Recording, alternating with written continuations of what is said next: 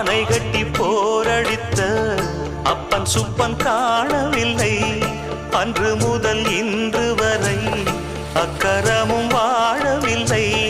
வெட்ட வெட்ட வாடைதான் அது அள்ளித்தரும் வாழ்வைத்தான். வெட்டி போட்ட மண்ணுதான் அதை கட்டி காத்தா பொண்ணுதான். நாம் வாழும் வாழ்வு அது சில காலம்தான். உறவோடு வாழ்ந்தா அது பூக்கோலம்தான்.